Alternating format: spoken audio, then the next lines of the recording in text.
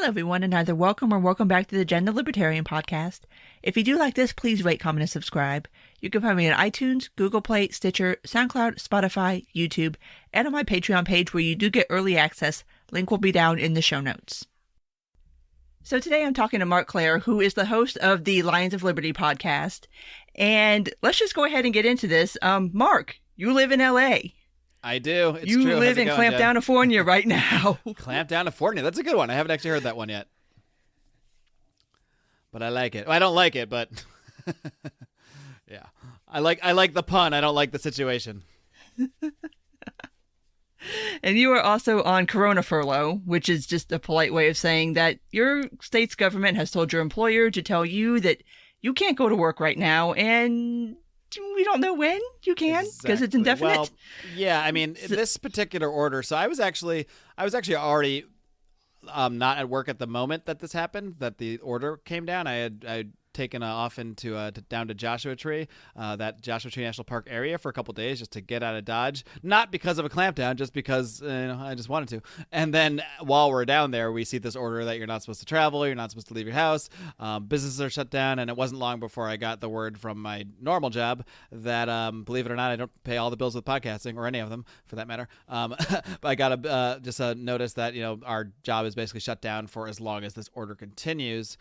Which is until the 19th. Now, I'm very lucky at the moment because there are people that do what I do. I work in television production out here in Los Angeles, which many people do, work in the film or television industry or the restaurant industry, or they're actors who bartend or waitress on the side or wait on the side, and all of those people are out of work currently. I'm super, super lucky at this moment because I am a full-time employee, and they are honoring our full pay, even for people that aren't able to work. I mean, there are certain people that can do their jobs remotely. My job is all in studio, on site, and so there's no way I can do what I do, and they are still paying us. So I'm very, very grateful for that at the moment. At the same time, that can change at any minute. The order is until April 19th, and the order is, but the order could also be adjusted at any moment, which means we can extend this as long as we want. And as long as they do that, I probably will not be at work here. And I can't imagine, I don't want to jinx anything because I'm really lucky at the moment. I can't imagine we'll be paid indefinitely for not working. At some point, something will give and they will have to make a decision there. And it's not just the people like me that work on site. There are other people that can do their job remotely, but still jobs based around the television production stuff we're doing. So now that the productions are shut down, even many people who were previously doing their jobs remotely, they don't have jobs to do, because if you're a production manager and there's no productions, well, now you don't have a job to do either. So now there's just a ton of people due to this order from the state that can't possibly do their job and stay and comply with the law. And this is pretty current news that I just saw not long before we went on the air, podcasting, whatever, before we started recording. And I like to pretend I'm on old time radio sometimes, and we're really on the air. The mayor of Los Angeles made a statement, and he suggested, or he stated that if businesses do not comply with the shutdown order, that the Department of Water and Power will shut off their water and power. So that's exciting. That doesn't sound totalitarian at all. Wow. And that kind of brings us to a topic that I was going to bring up a little later, but the topic of enforcement and how exactly is the state enforcing this? Because I saw pictures. I mean, this past weekend was technically like the first weekend of the shutdown, but people were still going to Venice Beach and they were not practicing their social distancing the way you're supposed to be doing it. And so I was kind of like, all right, you can do this kind of thing, but like, how are you logistically going to keep large groups of people, which California constitutes a very large group of people, from doing what they kind of want to do? And well, I guess you turn off their power and their water. I guess so, yeah. And they, especially when they're saying, okay, you can't go to work, you're supposed to stay inside, not go out, not go congregate in large groups. But to me, and from everything I understand about this virus and the way it spreads as well, one of the healthiest things you can do is to get outdoors, be in the sun, be in the sunshine. Maybe you shouldn't huddle together and hold each other tight while you do it. But I mean, there's simply nothing wrong with being outside. You could argue that being in close quarters with a bunch of people, I don't know if depending on who you live with or what your situation is, might be be worse for spreading viruses and germs around than if you're spending much of your time outside. So what happened this weekend is, since everybody was no longer working and all the productions are shut down, many of which still happen on weekends out here, people just did the natural thing, which is do what we do when we have time off out here. We go into nature. We go to parks. We go to trails, we go hiking, we go to the beach. So people did that en masse this weekend, and in response, the government out here decided we're going to shut down the beach parking lots. I don't think they can technically close a beach, but they shut down the beach parking lots and they shut down the trails or all the. I don't know if it's everything. I'm sure there are some trails that aren't owned by the state, but anything that's owned by the state or run by the city, that stuff is all being closed again indefinitely. So not only are we supposed to not go out and not go to our jobs and not conduct business and not generate revenue, we're also not supposed to go into nature and do something that actually is really healthy for our bodies, like breathe fresher air. Well, I don't know how fresh you can say the air is out here, but breathe air and get sunshine and get exercise. And they're essentially trying to cut us off from that as well. I mean, you're allowed to leave your house. You're allowed to walk your dogs. I can't even believe I'm having this conversation right now because honestly, like a month ago, the things I'm saying would seem so dystopian and sci-fi that I would obviously be talking about something I just watched on TV. Like clearly I couldn't be talking about something really happening, but I'm actually having a real conversation right now where I'm stating that, yeah, I think we're still allowed to go walk our dogs. I think I don't know what world I'm living in right now, but it's not one that I'm too thrilled with. Yeah, so what can you do versus what can't you do? Like what, legally speaking, at this moment, can you go do outside right now if you wanted to get in your car and go do something? Well, technically speaking, you are only supposed to be... There is a list of I'm not going to go look up the whole list. There is a list of I think it's 50 things. But essentially it boils down to acquiring food, putting gas in your car, helping someone get medical supplies, getting medical supplies, going out for things of that nature, or going to your job if it's at one of the deemed essential businesses. Any other sort of leaving your house for in your... I believe they even say, it did say we don't recommend getting into Ubers. It didn't say that's illegal, but they say we recommend not taking Ubers or Lyfts anywhere if you can help it because you're in a close quarter with a driver or with somebody else. But essentially you're only supposed to go out for some sort of essential service, basically to be a customer of any of the businesses that have been deemed essential, which are essentially grocery stores, gas stations, obviously anything medical related. And actually, believe it or not, the weed stores came under this exemption as well, not just the medical ones. Even the recreational weed actually got the business exemption. So you're allowed to go buy weed, of all things. So even though we live in a totalitarian, police state crackdown, you can still go buy weed. So at least they snuck something in there for us to help us get through these dark times. They did that in Denver too, because originally when Denver was doing their lockdown or shelter in place or whatever we're calling them this week, they had originally excluded the liquor stores and the weed stores, and people freaked out to such a point that they're like, okay, those are essential services, they can stay open. It's like, yeah, we're all libertarians in a pandemic. Let's keep it real. Yeah, I do have a nice tiny little story of defiance of this from earlier today that we were kind of calling around looking for some art supplies so my girlfriend could, take some time to, have something to pass the time, painting and stuff like that. And but all the art stores are non-essential businesses, so they're all closed or they're supposed to be. But for the hell of it, we just called one of them and somebody picked up and I was like, "Oh, are you open?" He's like, "Well, no, I'm not open, but what do you need?" And it's so strange because I'm buying paint and paintbrushes, but I feel like I'm making some black market transaction. It's so weird. And he's like, so basically he's like, I told him a couple of things, all right, I'll put something together for you. You can pay on the phone. When you get close, tell me and I'll come out back, I'll drop it off, and then I'll go inside, then you can come and get it. So we drove down, I paid over the phone, I got out of I told him when I was there, ran out, it was just a package sitting there, anybody could have grabbed, but I went out and grabbed it, and it was just like, wow, this is a very small but definitive act of rebellion. So that made me feel hilarious. Good. I mean, I'm sure this guy goes home and promotes Bernie Sanders or something. I'm just assuming that because of where I live, not because of anything else he said, but I just based on the numbers alone, I doubt he's a fired up libertarian, but he still decided to defy the order a little bit and do a little black art supply sale. So that's cool. Cool little story. He's slinging those black market acrylics, Yeah. But this is going to keep happening. Yeah, I mean, stuff like this is going to keep happening at some point. I mean, if this goes on and on and on, at some point people need to eat, and you're going to make a decision. Okay, do I defy this order, which seemingly has no real enforcement yet? Although, of course, the mayor just said they're going to start turning people's water and power off. But as far as I can tell, there's been no.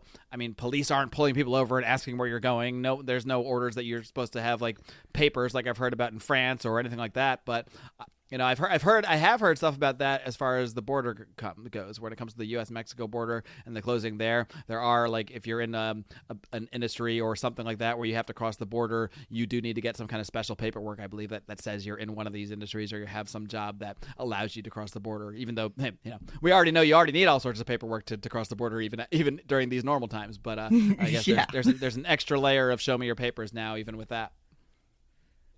Yeah, and I've heard in other states, especially like in the states that have curfews, where if you're going to be out past a certain hour, you have to prove that you have like a reason to be there, like you work at the hospital or you work someplace where like I can't be home by 9 o'clock at night. Like you got to show like reasons for why you're out of the house, which is not the nicest thing to think about. Like no, that really kind of squirks me out a little bit. But are you guys? Do you guys still have the takeout and delivery at your restaurant, or did they shut that down too? Yes. No, that's one thing.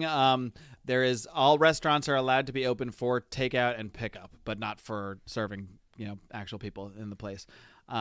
And as well, at least in LA, they have relaxed, and I find stories like this really interesting. They've relaxed the rules about to-go drinks, to-go cocktails, because before, of course, you can never order a drink to go if you're ordering food to go. You could buy alcohol somewhere and make it at home. That was your option if you wanted to eat in. But now you're allowed to. They've changed the rules. You're allowed to get, if you're getting a to-go restaurant order, you're allowed to get to-go cocktails with it too. So that makes you think like, okay, so now if in emergency times we can loosen this rule to get cocktails, why couldn't we do this during regular times as well? And I think there's a lot of little stories like this, because I'm trying to find glimmers of hope anywhere I can right now, because most of my thoughts about this are pretty freaking negative.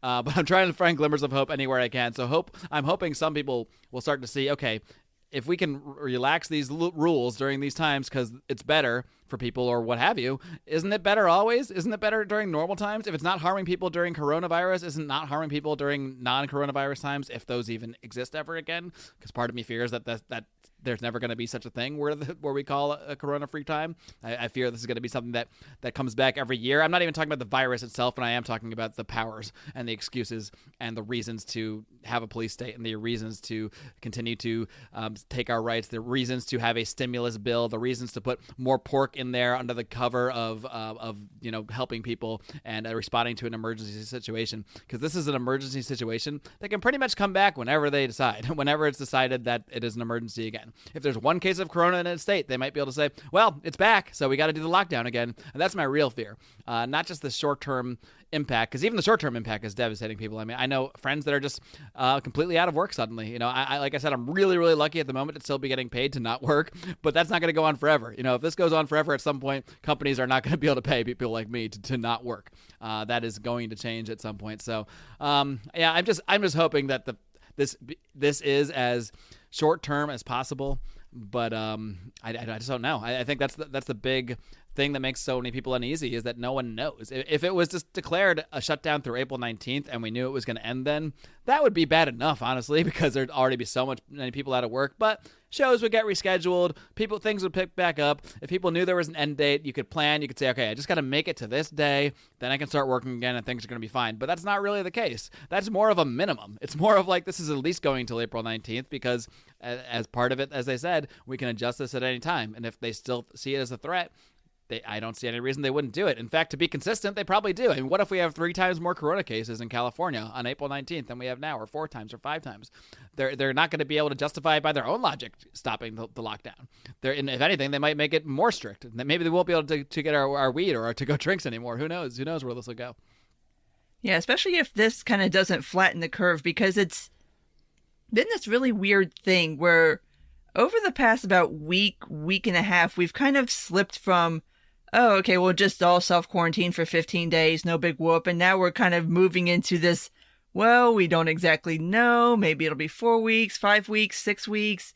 maybe we're going to do social distancing for 18 months. And it's like, whoa, wait. No, you told me 2 weeks. Where the hell did we get to 18 months? Like, what's going on here? When I started seeing headlines about experts predicting needing 18 months of this, it's just like, okay, well, let's just end that conversation now, because it's not, I mean, you're going to kill so many people, because you're going to plunge the world into a Great Depression, the greatest depression we've ever seen, if you actually try to have a lockdown to this effect for that amount of time and shut down that much economic activity. I mean, you're going to kill far more people with that than any measly virus could ever hope to do. Yeah, and on the topic of economic impact, I know a lot of people have tended to kind of point and laugh at California and say, oh, look, there's just California, whatever, who gives a shit. California, if it was its own country, would have the 5th largest economy in the world. Yeah. And it's shut down right now. Yeah. This is going to affect everybody. Absolutely. And that's kind of what scares me, is like, even within the state, there's a lot of very, very important industries within the state. I mean, people always look at it and think, like, oh, Hollywood, and it's just like, oh, who cares about the snowflake liberals who want to control everybody? It's like, all right, they can just, the next earthquake will take them off the U.S. and then they'll just be over there doing their own thing. Ha ha ha. Yeah, and it's like, wait a minute, do you guys understand how much of our food comes from California? Yeah. Do you know how much of your wine comes from California, people? That too. Like, I'm not super cool with anything. And I mean, obviously agriculture falls under one of the critical businesses that can keep running. I would assume wineries can too, because if you squint and look the right way, it's agriculture. We can call it that. I think they're allowed to produce their wine, but they can't have like wine tastings. They can't have people there in like that kind of capacity. Jesus Christ, the whole Napa Valley is shut down, y'all. Yeah. I mean, yeah, I got to assume the farmers can still work because, yeah, like you said, it's agriculture and that's all allowed. But I don't know. I guess they can ship their wine out. I mean, I think that is how they make most of their money, is by selling their wine to who? To restaurants, large restaurants often. I mean, a lot of sales are to individuals, but a lot of sales are to restaurants. So, I mean, I imagine those sales are taking dives. I don't know if as many people are drinking wine when they're getting a to-go order, or if as many people are getting food out. I mean, I haven't eaten out since it started. I mean, I haven't even gotten to-go food. I've just been, I'm like, if I'm going to stay at home, to me, the reason to go out isn't the food necessarily. To me, it's a social thing. To me, it's to get out and hang out with my friends and have some drinks. So if that part's gone, like, I'm just going to shop and make food. I'm not going to, I might spring one night if I'm still feeling super lazy. But for the most part, restaurants aren't getting my business at all now, because there's the prime reason I go to restaurants is to socialize. And obviously, I like to get a nice steak now and then. But for the most part, my money is no longer going to restaurants. It's saving me money. I'll say that. It's saving me a lot of money by being on lockdown. Yeah, and I think that's a point that is kind of underrated too, is that even the industries that are still operating, like, even what we want to go back to agriculture, but even like the restaurants and stuff like that, I am still ordering out. I still order out as much as I can just because I want to support my local economy. But when I go to the places to pick up my food, there is not the line of people waiting to pick up the food as there would be actually sitting down in the restaurant eating at that particular time. So it's like, even though you are still open and you can still operate, you're still taking a massive, massive hit financially. Right. And think about all the waiters and bartenders who have absolutely no function to serve there. I guess maybe the bartenders might if they do the to-go drinks. So maybe there's one bartender working at some places. But for the most part, if you're a waiter, a bartender, anyone on the service side of restaurants, I mean, you're completely out of luck until they open. I can't imagine most waiters or bartenders are lucky enough to be like me right now and being paid to do nothing at home. I mean, those people are mostly shift workers and that sort of thing. So they're all out of luck until this picks back up. And most of those people also worked, or not most, but I mean, a good portion of those people have those jobs because they're supplementing, trying to become actors or trying to, break into the television and film industry, which is also shut down. So it's like, I mean, for people like that, there's just nowhere to turn. Yeah, that's really scary for those people. And it's something that I don't think a lot of people really think about. And that's that those who are really... They'll think about it next fall when they have no new TV shows to watch.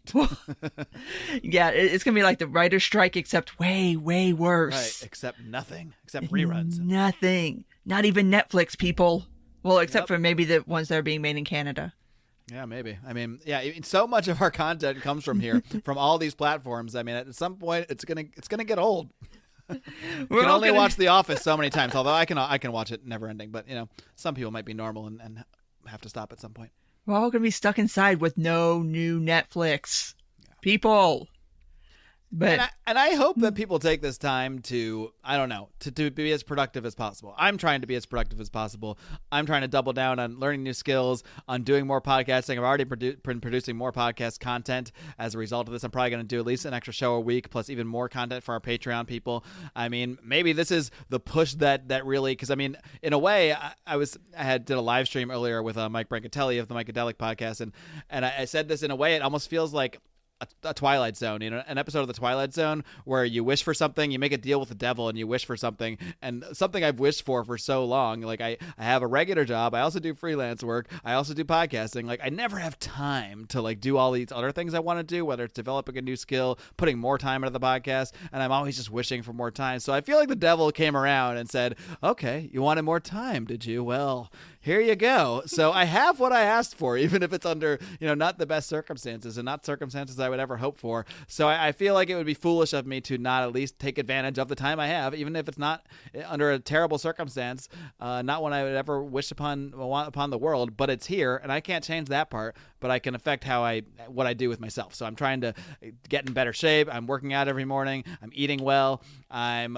putting really effort into the things I love doing, which includes podcasting, and I'm putting effort into learning new skills. And that's the only way I see to handle this right now, at least in the short term. If this becomes a longer term thing, it will become a longer term lifestyle change because my industry might not exist anymore if this turns into a bigger thing. And I'm laughing to myself while at the same time I'm kind of thinking it's not impossible, because if they're really talking about things like this being around for 18 months and policies like this being around for 18 months, goodbye every small production company, because they're not going to be able to survive through this. The big players will survive. Universal Studios will come out of this alive. NBC will come out of this alive. And this is an effect that I think is maybe getting missed by a lot of people when talking about this stuff. I mean, small businesses in general, this applies equally to small bars or restaurants or even small gyms that just opened up.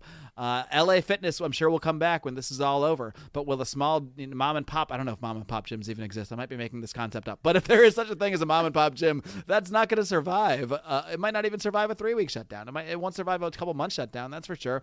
And the same goes for a lot of smaller businesses. And I think one effect you're going to see from this is so many smaller businesses that have to shut down, can't afford to pay people, and those people then have to go and work for whoever's left, which is just going to be Amazon, Walmart. And I hate to sound like an extreme anti-corporate leftist, because I'm not. I'm all for corporations and the work they do, but I can't help but if that's an effect that happens naturally, I'm not one of these people that screams about Walmart shutting down mom and pop shops. When it happens because the government locks everything down and the only ones that can survive this maelstrom are these giant corporations, that's a totally different thing to me. And I think that's very problematic. And that's a trend that I see happen. I mean, it is happening. There's no doubt it's happening. Amazon's hiring 100,000 new workers. They're growing. Meanwhile, small businesses all over the place are just shutting down. And that's what worries me the most, is especially like around where I live, I hesitate to use the word gentrification because it's not ever really been like a horrible area to begin with, but there's been a lot of small businesses coming in, like kind of like not even just retail, but like little boutique businesses, stuff like that. Like there's some architecture firm that opened up down the street from here. And I'm just like, okay, this whole area that's just now getting revitalized, like, is any of this going to be here by the time this is done? Because it's just not established enough to have the kind of money to ride this out. And I'm like, I have nothing against Walmart or Amazon or Target or Best Buy or anybody else, but I like my little local places. Like, I like my local restaurants. I like my local bars. I'm worried that, like, are they still going to be here when this is done? Like, now who's going to feed? TGI Fridays all that's going to be left when we emerge from this? Oh my God, please no. Then I will definitely never be going to restaurants again if that's my only option. I'll just give it up altogether. Yeah, and it's going to cause so much economic devastation. Even in California, I was kind of browsing around last night just looking at stats on California, and there was one I ran across that there are over 3 million small businesses in California, and it makes up like 99.8% of the businesses in California. I was like, oh shit, this can get really bad. Yeah, if even half of that gets wiped out, that's so, I cannot begin to fathom that level of unemployment. I don't know where those people find work again, because obviously just what's going to be left is there's not going to be enough there to absorb all the people who are going to lose their jobs, even though you do have places like Amazon hiring, Instacart's hiring, CVS is hiring, all these places are hiring, but it's like, that's not going to be enough to absorb the people who are going to potentially lose their jobs if they do work for a small business and they don't survive this. Not to mention the people who have the small businesses, and you've worked God knows how long to get this up off the ground and get it buzzing. And now all of a sudden it's like, well, now what? You've lost your whole investment. You have nothing. And now you have to go back to work wherever you can go to work. And I'm like, that's gotta suck. Like, that's so horrible. Yeah. Yeah. Yeah. I mean, it's people don't, I see a lot of arguments out there about how can you compare the economy, not from libertarians, but really from non-libertarians and people who aren't really astute in economics and the effects of these things. They'll say, how can you even suggest, preserving the economy over saving human lives? And it's really hard to try to translate this idea that they're the same thing. I mean, shutting down the economy will kill people. I mean, it truly will. I mean, especially once the supply chains start to shut down even more and back up even more. I mean, at some point you're going to have people that have regular medical problems that maybe they are able to control because they have the supplies of everything, and they're not going to be able to get their services. I've already heard stories of people having surgeries canceled because, maybe that's directly related to the virus itself. But I mean, people, what about like when a diabetic just can't get the simple medications they need, or whoever? I mean, this really is going to have a massive trickle-down effect in so many different ways if we don't just allow the economy to work. And at some point, if they keep this up out here, I mean, people are going to rebel. Like, people, at some point, your ideology goes away when you have to eat and when you have to feed your kids. So people are going to start to work again. They're going to open their businesses again. And the real question will be, how much are they going to really enforce this then? Because right now, it's all been words. It's all been talk. Are they really going to go around shutting people down? Are they really going to go around stopping people from interacting? Are they going to go to groups of people if you're hanging out at the beach and start pushing you aside from each other and making you social distance? I mean, I don't know. At some point, it seems like there's no limit to the powers that could come with this, as long as coronavirus or viruses in general can be used as an excuse. There's no limit to the power because it's this sort of invisible enemy. It's the most perfect enemy, really, because it can never go away. It can always be brought back. It's always a constant underlying threat. Very similar to terrorism, except you don't need to have the big explosion once in a while to scare people. You can just say, here it is. Here's coronavirus. It's back. Well, guess we got to lock down again. Yeah, and I've seen kind of a lot of people start to conflate arguments in a way that I don't think is super productive, in that if you do bring up the economic situation, if you do bring up like the government control situation, there's this immediate like emotional shutdown. It's like, well, we have to do this, otherwise grandma is going to die. It's like, okay, nobody wants grandma to die. But we do also still have to think about these other things too, because those are also important. And then even once we get the public health situation under control, we're still going to have an economic situation to get under control. And then there's still going to be this lurking in the background, the fact that your governor shut the state down. And that's going to be something to be dealt with too. And it's just the way things are getting shut down and the way arguments are getting shut down right now, I think it's just super unhelpful, to the point where it's starting to kind of scare me a little bit, because there's conversations that need to be had right now that aren't being had for the sake of everyone being like, well, we have to do this right now. It's like, okay, well, define right now, even like what is our time frame, and then what happens after that? Like, what's the game plan here, guys? And it's like nobody wants to talk about that, and no one can define it because they don't know, because everyone's making this up as they go. I mean, but from the politicians to the people touting off on the internet, no one has any idea, because there's no like real numbers. No one really knows how many people have this thing. I see some number somewhere that I saw something that says they think half of the UK has already been infected with it, which would actually be a great thing, because it would mean that it's even way less deadly than people are saying, if that many people have it and they're not having the massive hospitalization problems.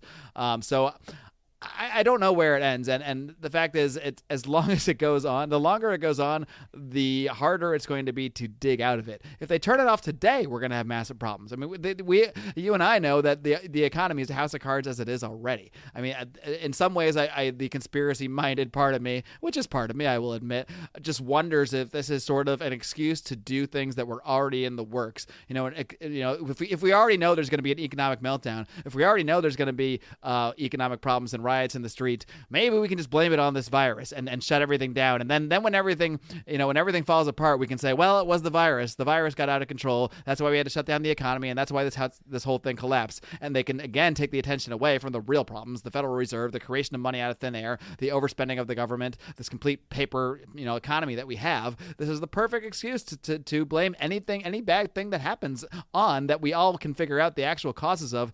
Now we can all just shuffle this under coronavirus, so we can just shift the blame entirely. We can shift the blame from humans entirely. All the politicians can put their hands in the air and say, well, there's nothing we could do. No one could have foreseen this coming, even though there was a whole, we can get into deep in the conspiracy aspect if we want to talk about Event 201 and the simulation of the coronavirus that happened a month before coronavirus took off. But it depends on which and how deep we want to go down these rabbit holes. But no matter what you think of the virus itself, what's undeniable is that the things that are being done to combat it are extremely harmful. And at some point, and I don't even think that the point is that far, those are going to be, the results are going to be way worse than the virus itself. And not only that, on top of all that, when you crush the economy and we have all these other problems, you're still going to have the virus, so that's not going to make it go away. So now we're going to be in a worse economy where everybody's hurting and where all industries are suffering and have this virus on top of it. So to me, that's the thing. It would make so much more sense. And businesses here were already responding. A week before this, everyone had been sent home from my job except for the people that can't work from home, which was a very small amount of production people. 90% of people were not at the office anymore. That was a completely voluntary measure, and I know many, many businesses that were doing the same thing. They would send home anybody they possibly could because they don't want their workers getting sick. They don't want to spread a disease. People are acting voluntarily without the state, but then the state has to take what people are already doing 90% and overreach it so far that now these businesses can't function at all. At least before, when most people were working remote and myself and some other people were there, doing what we do, the business is still running. Everything's still going, even if you have to make some adjustments and it's still a little different. Now, suddenly, I don't know what the percentage, but a large percentage of the people that were working remotely don't even have jobs to do anymore because now there's just no production to even do their remote jobs with. So that everything is just being so shut down. And I think the uncertainty is what is really going to hurt people. Not just the uncertainty of, am I going to work next week, but eventually it'll be the uncertainty of, am I going to eat next week? Or should I max out this credit card to buy groceries because I have no idea what I'm going to do 2 weeks from now? And that's when things are going to get really scary. And that's when when the Alex Jones part of my brain starts to see the National Guard coming into cities and think, are they ready for this? Is this what they're seeing coming? Is this why they're activating the National Guard? I don't know. But it's not an outrageous possibility if you know enough about economics and you understand how, also Trump is talking about having measures against price gouging. Okay, well, what's that going to do? We all know that that's just going to lead to shortages and more shortages. I mean, if you think getting toilet paper is bad, what's going to happen when you can't get eggs, when you can't get milk, when you can't get water? I mean, I guess our tap water is okay in LA. I don't really drink it. But at some point, this goes from just something where we can laugh it off and say, okay, the economy is hurt, and you're going to really see actual human beings being hurt. And I mean, not only that, but just like we saw after the 2008 recession and the crash, there was a ton of economic suicides, and you're going to see a ton of those again. And these are all things that get lost in the numbers. They get lost in all these economic models that Keynesian type thinking people put out there, or we also have epidemiologists who are taking their suggestions, and then politicians are just taking those suggestions and putting them right into place, which totally ignores the fact that these are epidemiologists. Am I saying that? I might be saying that wrong. But these are people who are experts in the transmission of these diseases. They're not experts in how economies work together. They're not experts in all the implications that come from shutting things down. They're not experts in all sorts of things. They're experts in one thing. So to take them and to apply a medical policy across an entire economy, I mean, that's just a complete recipe for disaster. And I'm trying to be as positive as possible. It might not sound like I'm very positive. I'm trying my best to be as positive as possible, but every single scenario I see playing out here, I mean, none of them are good. I mean, the best case scenario is this stops in a couple weeks, but then that never really goes away and kind of keeps coming back. And I mean, how can we keep going from shutdown to no shutdown to shutdown to no shutdown? That's no way to work the economy either. So we either need to come to some kind of point where everyone just agrees we're going to deal with the virus however we deal with it, but generally go about our lives, keep sick people and people that are at most at risk in quarantine, keep them away from everybody. But applying that to the entirety of the population, for something that, while I'm not going to deny it's deadly and has killed people, I mean, at what point are we just hiding in our houses afraid of a flu? I mean, and I'm not trying to have a medical argument with anybody. I know a lot of people say it is more deadly than the flu. The fact is they're making it up too, because no one really knows. We don't have enough information about this thing to make a definitive statement one way or another. It does seem to have a higher hospitalization rate, but depending on where you go, most of the people that are really being affected are people that had underlying conditions who would have been knocked off by the next thing to come along anyway, whether it's this or whether it's a flu. And I'm not downplaying that, because I mean, my mother had serious pneumonia issues and lung issues a couple of years ago. She's definitely in that extremely high risk category. I'm in no way downplaying the need to keep people safe, but we should be thinking about that with the flu too. We should have been thinking about this a long time. Maybe that's one good thing that might come of this. We'll think more about how we interact with people when we're feeling sick, or when we might be sick, or with older people who are more at risk. Maybe we'll just be more conscious of that overall. But that's how it should be dealt with, by looking at the people most at risk and identifying people who are sick, which of course you can't do because the government won't allow testing to come into the country. There's like 100,000 tests available that the FDA won't even allow in. They won't allow at-home testing, and that's all because they want to control the whole system. So the more that we continue to allow the system to be controlled by a central government, the less good results we're going to see. And the more that they just use authority to clamp down and to shut down the economy as a response to this, the worse things are going to get. And I think that's going to be the case regardless of what the virus does. Yeah, and that was a rant, so I'm going to breathe now. I think I covered about 22 subjects there. I have a whole rant I can do on the topic of testing and how we got here, but that is kind of another rant for another episode. Sure, and I look forward to those episodes. I'm sure you'll have the breakdowns on all this stuff. Oh, yes. But, yeah, just the calls right now for more government and more centralization. It's like, no, that's what screwed us in the first place. Exactly. That is the last thing we need right now. And it also kind of goes to the argument that, again, this is another rant for another podcast, but how somehow this is all supposed to have proven libertarianism wrong somehow. Like, I'm sorry, what? Yeah, everywhere I look, I'm seeing us being proved right. So I guess it really just depends on what you want to prove going into it. But everywhere I go, I see, in my mind, I see, oh, well, if we didn't have the government doing that, this would have been so much better, or this will be so much better. And at the same time, you are seeing regulations curtailed, not just like the to-go cocktail stuff, but I believe the FDA is kind of cutting back on their standards of how long it takes to do certain testing for certain things, which really makes you say, well, if you can do this in an emergency, again, why shouldn't this be the case in normal times? If it gets helped people faster now, it should get helped people faster in regular non-corona times again, if that's ever a thing again. Yeah, it's like, if we can do this for coronavirus, maybe can we do this for, I don't know, Alzheimer's? Or right. We can do it for maybe cancer? Right. Maybe How AIDS? about anything at all? Other epidemics that are going on that are killing and hurting people. But kind of to wrap this up, and not that we kind of haven't already touched on this, but just as a more kind of concrete way of kind of defining it, how does it feel right now as a libertarian to be in California and have to live under this kind of regulation? Because for me, the whole thing makes my brain itch, because there's a lot of things here that I don't like. I don't like being told what to do. I don't really like having my movements restricted. I don't like the idea that I will have to stay in my house indefinitely. This all just squicks me out. I would not be dealing with this very well. I'm just not constitutionally able to deal with that. So how are you dealing with it? Oh, boy. Well, you're talking about just the mental aspect of this? Yeah. Like, I would be climbing the walls already. I'd be like, I have to get out of here. Like, yeah, no. I am absolutely making sure I leave my house every single day. I have multiple huskies. They need exercise. I need exercise. I'm trying to keep myself as sane as possible. And what I'm trying to do, since I'm not going to work, is I'm trying to have a routine. I'm getting up at like the same general time every morning. I'm working out in the morning. I'm doing things that, again, like I didn't have as much time to put into before. Well, I'm in the Twilight Zone world. I got my wish, so I got to at least take advantage of it.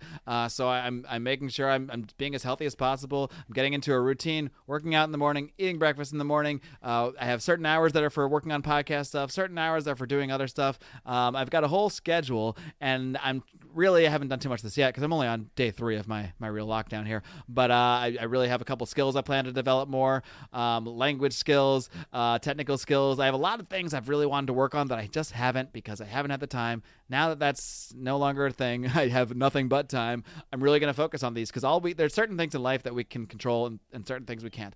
I can't control what goes around me. I can't control the laws. I can't control. I can be a voice against things, but I can't really control them. But what I can control is what I do and how I react. So I'm going to use this time to make myself a better person in every way, physically, mentally, skill-wise, marketing-wise, because I might not have a career anymore. I don't know. Will live events and sports ever come back? Because if they don't, then I need a complete shift in what I do. So it's a very uncertain time, but I'm trying my best to not just be miserable over it. But as far as like the movement and police state aspects of it, and it's weird because it doesn't like the laws are there, and I know you're supposed to not gather, but I guess the weirdest thing to me is just not like going and getting happy hour with my friends or going and meeting somebody for dinner. That's very strange to me. But when I actually go out to do groceries or anything like that, I can't say it feels normal because there's no traffic. In LA, there's always traffic.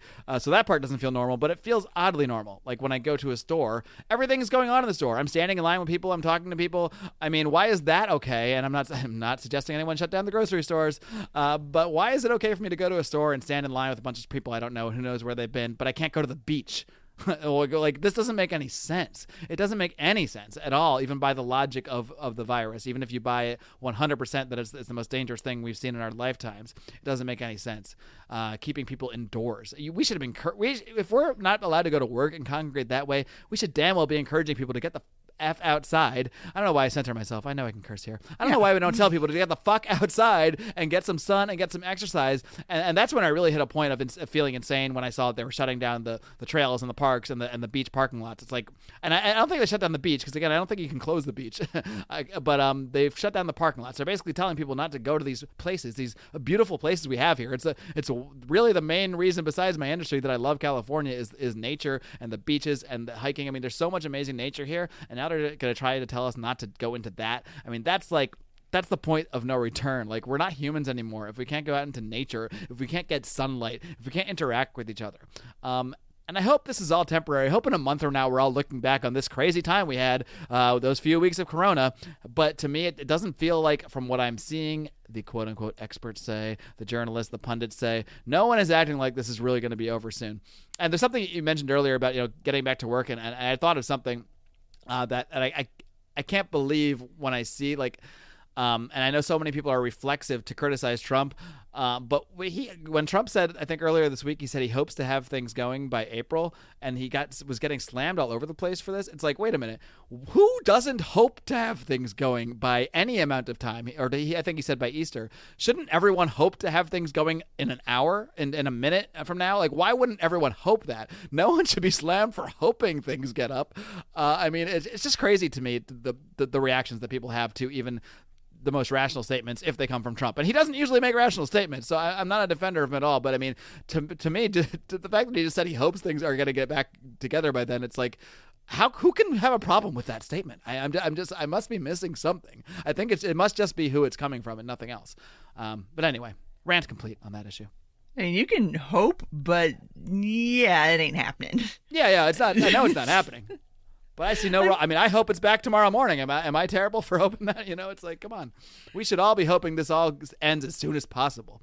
But it seems like there's people that just want it to go on forever, or think we can live in this world where we're just quarantined and we're not interacting. I mean, I don't want to live in that world. I have no desire to live in this world where I'm not interacting with my friends, where I can't give my friends a hug if I haven't seen them in a while. I mean, this is like dystopian, nightmarish stuff. And I really do. We're not that far away from a place where police are going to go around pushing friends away from each other who are hanging out too closely. We're really not that far away. I just saw something earlier that California is looking at expanding their use of their drone program to enforce these lockdowns. I mean, so what, are you going to have drones following groups of friends around and seeing if they're 6 feet apart? I mean, all the technology is in place for this, so why wouldn't they use it if they believe in these laws that they're passing? Or they're not even laws, they're just declarations. I don't even know where they get the power for this stuff, to be honest. I'm not entirely sure either, and I've questioned the legality of this. I'm not entirely sure, like, what exactly a state can do in this particular circumstance, especially when you're talking about doing things like restricting people's freedom of movement and telling people that they can't go to work, because obviously if you're telling people you can't go to work, well then now are you putting in on this rent? Are you helping me pay this light bill? Like, right, what's exactly. up? And I guess you don't have to worry about that if they shut down your power and water, at least. Makes things easier. Yeah, but I can see we're all going to just have to start like being outlaws to go hang out with each other and meet up in speakeasies and back alleys so that we can hug each other. And that's really weird. Like the amount of people who are kind of like okay with social distancing, like maybe it's just me. Like I'm a hugger. Like I want to, like, this is very weird to me. Like, I already had I don't have a friend I don't greet with, like, at least a handshake and a half hug at a minimum, you know? I mean, that's just the way everybody is out here, pretty much. Yeah, it's the bro hug. Yeah, exactly. The bro hug for the bros and the lady hug for the ladies. Yeah. Sometimes a combo. It depends. Sometimes you got to ask the gender first before you know which hug to give. That's a whole separate issue. It is LA after all. Yep. So I'm staying as optimistic as possible at the end of the day. I'm just curious, what is the situation out there? Are you under any kind of orders from the government whatsoever, or suggestions? I mean, what is the response there from a policy-wise? On Monday, Governor Kemp shut down. It's all the bars and restaurants. On restaurants, you can still do takeout and delivery. A lot of the cities had already put in kind of their own ordinances on that before even Governor Kemp said anything. So that was something that was already in place. And then even in the cities where nothing had really been said, all the restaurants had kind of already moved on to takeout and delivery. Like everybody just kind of did it by themselves. There's no official, like, stay in place, no kind of lockdown, no non-essential employees don't go to work anymore. But there is noticeably less traffic as the weeks have gone by and the days have gone by. So there are people that are choosing to either self-quarantine, or there are businesses who have either decided to let their people telework or send them home or do whatever. I know at my mom's place of employment, they're talking about maybe doing just of their own accord, not because the government told them to, but doing their own 2-week self-quarantine, and they're planning on paying them, which is awesome and great. I'm like, I wish someone would pay me to take a 2-week vacation. That's not happened for me yet. I'm lucky that that's what I'm getting right now. My biggest anxiety is the fact that I that's not going to last forever. You know, at some point they're going to realize we can't just pay people to do nothing eternally, and that's when, you know, I don't know what's going to happen. It's all very uncertain. Yeah, and one thing that has happened in the city of Atlanta, which I always have to specify because there's kind of Atlanta and then there's actually the actual city of Atlanta. They have let us now buy beer and wine to go from restaurants for the next 90 days. Oh, just for 90 days? Just for 90 days. And then it's dangerous again. Can we just do that for forever? And can we get hard liquor too, please, just to go? Can I just get it delivered to my house? Can't I just get shots of Fireball to go? Why is that so much to ask? Yeah, but Georgia's very weird about liquor laws anyway. Like, it's been, gosh, not even 10 years that we've had Sunday sales here, and we cannot get booze shipped in. Like you know, like the little wine of the month clubs and stuff like that. We can't do that here. Really? Yeah. In the whole state? In the whole state. Wow. And we do still have dry counties. Well, that's an interesting situation in and of itself, even without coronavirus. Yeah, and it's just in the past year-ish, the past election cycle and the one before that, they just now started having on the ballot, and a couple of cities have done this, where for Sunday sales, even in like restaurants, they finally moved it from 12:30 to 11:30. Oh, okay. Well, like I can now finally have booze with my brunch. Thank you, voters of Georgia. I don't have to keep checking my watch to make sure, like, okay, is it 12? Except you can't go to brunch anymore now. Exactly. And I can't get that stuff to go. Now I'm wondering too, like, even when this stuff opens back up to an extent, I mean, obviously they can't keep it like this, at least not how it is in California. Like, the state will collapse really quickly if they try to keep it like this. But I'm wondering, even when things come back, are they going to have weird new rules? Like, am I going to need to have my temperature taken before I go to a concert? You know, or am I going to have to wear a mask at a concert? Or, you know, there's just so many things I can picture them trying to put into place. Are you going to have to sit 6 feet away from people if you go to a restaurant? I mean, I think there's going to be so so many things that come into place as a result of this, even once these lockdowns get lifted, that we're just going to see a lot of really weird, really creepy changes to the way that life is. And that's the part I try not to sit around fretting about, but it's the part that worries me the most are the long-term implications. I mean, it makes me think of 9/11. Like, flying has never been the same after 9/11. It used to be so easy. I still remember I could just go to the airport, you walk through a thing, and it's fine. It's no big deal. No one's harassing you. And within 2 years, it was this a horrifying experience, terrifying experience to go through TSA. And now I'm worried we're going to see things like that, but for health checks everywhere, any mass event you go to. And I don't know, maybe if you're running a 98.7, you can't go into the show. I have no idea what kind of crazy stuff they'll come up with to try to continue to combat the quote-unquote threat of coronavirus. I'm not putting quotes around it because it's not a threat. I'm putting quotes around it because I think the threat is being used for way more things than are going to be justified by the actual effects of the virus. Like when we go to the club or the bar now, are we going to have to show our ID and get our temperature taken? Right, or maybe show your little chip, have them scan the chip that they put in you that says which vaccines you've had or says what diseases you don't have. I mean, and I'm sort of joking, but these are real things. Bill Gates has a whole thing where he thinks we should have microchips that tell you which vaccines you have so they can easily scan you and check you when you go to places. So these are real things and real technologies that really, really powerful people already want to put in place pre-coronavirus. So now, I mean, what better reason now when we have this worldwide thing that's affecting everybody, and how can we go back to normal? Well, here's how. We have the solution. We have all this technology. Oh, it's great. You'll get a chip. You'll know which vaccines you have. You'll be able to keep people away from each other that are sick. This is going to be wonderful. I don't really think it's going to be that wonderful, though. So we're going to see. I don't know. I really there's so much uncertainty economically, so much uncertainty about what the reaction from the state, both at the local government and even the business level, how everyone's going to react to this and how it's going to transform our society. Like, I mean, does Tinder exist anymore? Have they gone out of business yet? I mean, out here in California, technically a date's illegal. You're not supposed to go meet people for anything, and except the people you live with, and the people you're trying to help get medical supplies to, or the people you're interacting with at the grocery store. What if you meet someone in line at the grocery store? Now what? Wait, we can have a Zoom call later tonight. I mean, how does this work? Or can you only meet up for dates at the grocery store now because it's the only thing open? I mean, I don't know. At some point, people are going to be humans, though. I think you can't fight the human condition. I think people are going to start congregating again. People are going to have secret parties. People are going to have secret dates. And I mean, I can't even believe I'm saying this stuff just about regular human interactions only a month after I would never even dream of these things. It's really crazy how quickly things got to this point. And I guess it's crazier in California, but I think there's I don't know the exact number of states. There's many states that are doing similar things. It's definitely not just out here. I think the ones that aren't are the lucky ones right now. I think this is going to change the economic landscape as far as what industries make it through and what industries actually end up thriving and surviving. I think it's going to change social interactions, and I've kind of wondered what would happen if the only place you can go is the grocery store. The grocery store is going to become the new social club. Yep, people are just going to be meeting up at the grocery store. Exactly.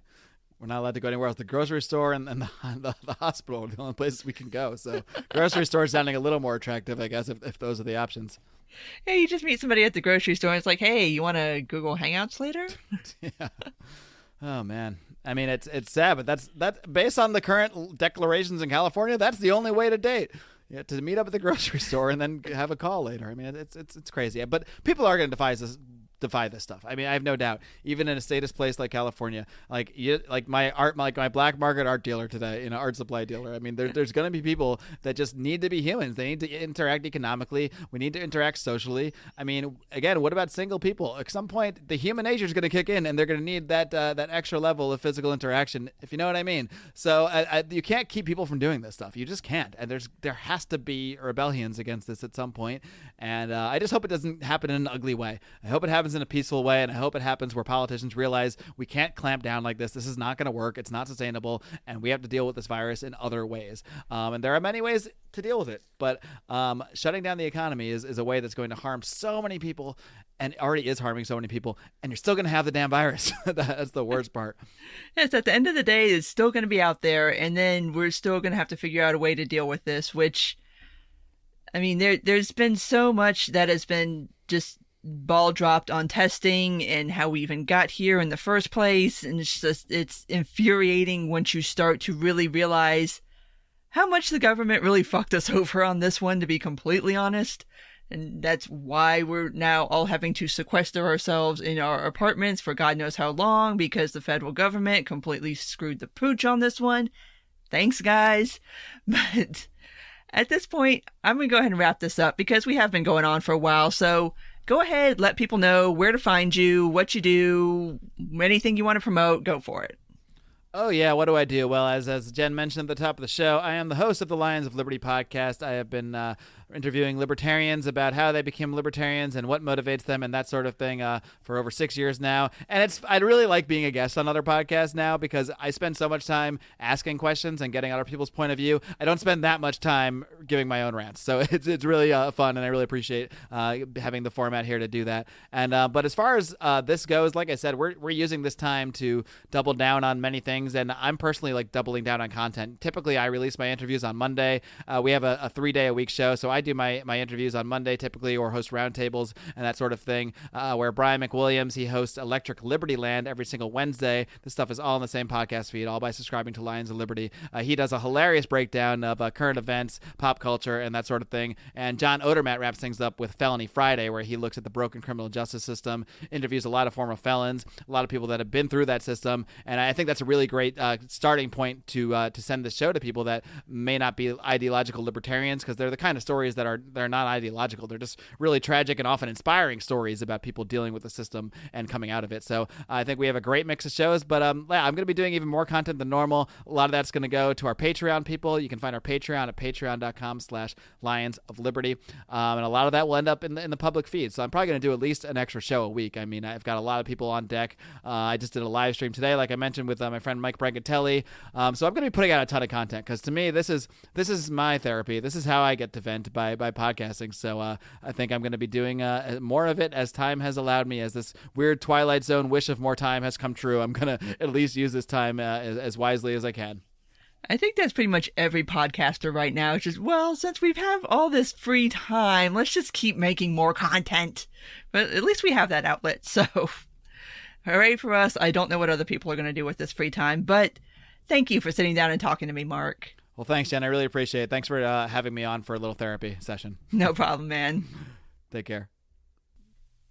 So that was my conversation with Mark. I hope you guys enjoyed it, and I hope that for Mark's sake and for everybody else in California and every other state and county and city that's on lockdown, that this all gets resolved sooner rather than later so that everybody can get back to their normal lives and go back to work. So as always, if you did make it this far, thank you for listening. And if you do like this, please rate, comment, and subscribe. You can find me on iTunes, Google Play, Stitcher, SoundCloud, Spotify, YouTube, and on my Patreon page. Take care, and until next time.